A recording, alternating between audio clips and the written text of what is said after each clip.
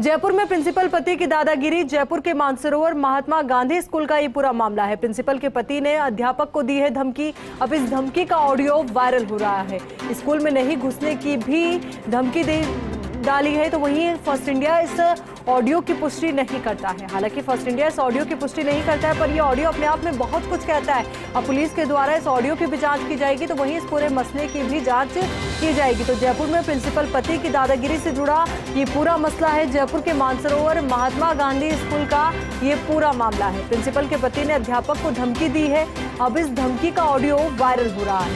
School में नहीं घुसने की भी धमकी दी गई है। तो वहीं फर्स्ट इंडिया इस वायरल ऑडियो की पुष्टि नहीं करता है।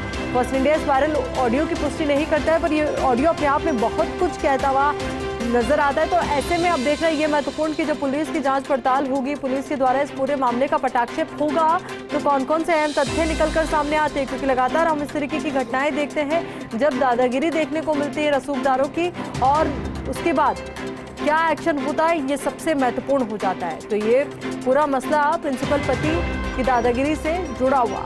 अध्यापक को धमकी दी गई है। तो जयपुर के मानसरोवर महात्मा गांधी स्कूल का ये पूरा मामला है। प्रिंसिपल के पति ने अध्यापक को धमकी दी है। मोहन, ये ऐसे है। अब तूने पंगा ले लिया। मैंने क्या पंगा लिया? बहुत बढ़िया किया। अच्छा, और दूसरा तो धमकी दे रहे हो? मैंने तेरे को घर का आदमी समझा था। तू आरटी लगा रहा है क्या? नहीं, तो धमकी दे रहे होगा मेरे को आप? ना, धमकी कहाँ देता हूँ मैं तो। नहीं, धमकी दे रहे होगा आप मेरे को?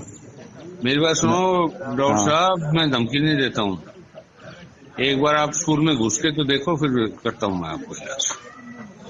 नहीं तो धमकी हो गई, और क्या हो गई है? ना, धमकी नहीं, गरीब नहीं, सुनो, नहीं सुनो, स्कूल में तो आऊंगा। आजा, फिर देख तो 4 क्लास लेनी पड़ेगी,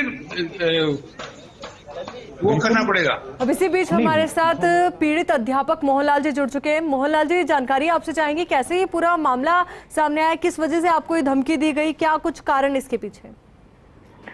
इसका कारण ये रहा कि मई के अंत में मैंने विद्यालय से एनओसी मांगी चाहिए थी, बैठा था भर्ती के लिए फॉर्म आवेदन करने के लिए। तो 2 महीने तक कार्यालय संयुक्त निदेशक स्कूल शिक्षा जयपुर को एनओसी फॉरवर्ड नहीं करी गई। इस दौरान 2 महीने के दौरान मैंने एप्लीकेशन पे लिखी, प्रधानाचार्य को फोन किया और एनओसी फॉरवर्ड नहीं करी गई। तो फिर मैंने सूचना के अधिकार के तहत विद्यालय से सूचना मांगी, भाई मेरी एनओसी फॉरवर्ड क्यों नहीं की जा रही जी। इसी के साथ में 1-2 तथ्य और मैंने मांगे जी, जिसके बावजूद मुझे 1-2 बार पहले भी फोन करके धमकाया गया, आज मुझे धमकाया गया, जाति सूचक शब्दों का प्रयोग किया गया और इस तरीके से दादागिरी करी गई। कल के दिन मेरे साथ कोई हादसा होता है तो उसके लिए कौन जिम्मेदार होगा? मोहनलाल जी, ये इससे पहले कब आपको धमकी दी गई थी, और ये जो ऑडियो वायरल हो रहा है ये आज ही का? जी बिल्कुल, आज ही था मैम। आज ही मुझे फोन करके फिर से धमकाया गया है। तो मैं आखिर में अंत में फिर क्या करता हूँ? और इससे पहले कब आपको इस तरीके से अपमानित किया गया, इस तरीके के जाति सूचक शब्दों का इस्तेमाल किया गया? इससे पहले भी मुझे व्हाट्सएप पे लिखे भेजे गए हैं। मैंने 2 महीने पहले, वो भी मेरे पास में सुरक्षित है वो चीजें, इनके द्वारा जो व्हाट्सएप पे मुझे लिख के भेजी गई है। वो सिर्फ एनओसी देने से जुड़ा ये पूरा मामला है? जी, एनओसी देने से जुड़ा हुआ मामला है। शाला दर्पण के माध्यम से अप्लाई होती है और विद्यालय आगे फॉरवर्ड करता है। जो इन्होंने अपने मनमानी रूप से आगे नहीं भेजी, अपने पास रोका रखा और मैंने सूचना चाहिए, जिसके बावजूद ये लोग मेरे को धमकी दे रहे हैं, जाति सूचक शब्दों का प्रयोग कर रहे हैं, बोले स्कूल में घुसने नहीं देंगे। मोहनलाल जी, जो ये प्रिंसिपल पति है वो क्या स्कूल के अन्य कामों में भी दखल अंदाजी देता है? बिल्कुल, विद्यालय के अन्य कामों में दखल अंदाजी देते हैं। बहुत बार विद्यालय में इनका हस्तक्षेप रहता है, आना जाना रहता है, विद्यालय में बैठना रहता है, विद्यालय के ऑफिस में बैठे रहते हैं, बहुत बार विद्यालय में आते हैं। चलिए मोहनलाल जी, बहुत बहुत शुक्रिया आपका हमारे साथ जुड़ने के लिए, पूरी बातचीत के लिए। अब इसी को लेकर बातचीत के लिए हमारी सहयोगी डिम्पल हमारे साथ जुड़ चुकी है। डिम्पल, आपसे पूरे इस मामले को समझना चाहेंगे, क्या आपने प्रिंसिपल पति से बात करने की कोशिश की, क्या प्रिंसिपल से आपने बात की, उनका क्या पक्ष है इस पूरे मसले को लेकर?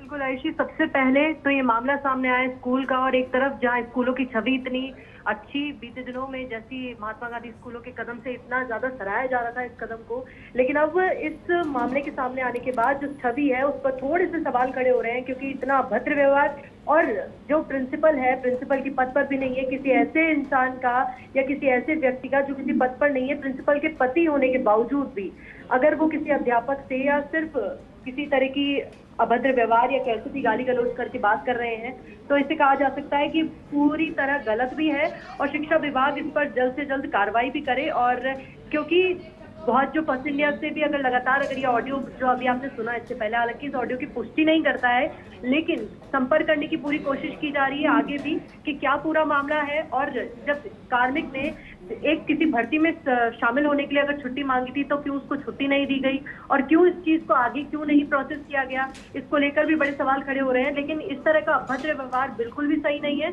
और शिक्षा विभाग को जल्द से जल्द इस पर कार्रवाई करने की जरूरत है। आयुषी, बिल्कुल डिम्पल, ऐसे में जरूरी भी हो जाता है कि कार्रवाई हो, क्योंकि जब अभी हमारी मोहनलाल जी से भी बात हुई थी तो उनकी आवाज में भी एक डर महसूस हो रहा था। देखिए बिल्कुल आयशी, और जाहिर तौर पर एक अध्यापक को अगर ऐसी इस तरह की धमकी मिलती है, वो भी खुलेआम अगर फोन करके ऐसी धमकी दी जाती है, तो कल को अगर कार्मिक के साथ यानी कि अध्यापक के साथ किसी भी तरह की अनहोनी होती है या कोई भी बात आगे होती है तो इसका जिम्मेदार कौन होगा? क्या इस जिम्मेदारी स्कूल की? और अगर स्कूल के जो किसी पद पर है, जो प्रिंसिपल है, जिनके पति ने ये धमकी दी है, क्या प्रिंसिपल को इस बारे में कोई नॉलेज है? हो सकता है कि चलिए डिम्पल, बहुत बहुत शुक्रिया आपका हमारे साथ जुड़ने के लिए, पूरी बातचीत के लिए।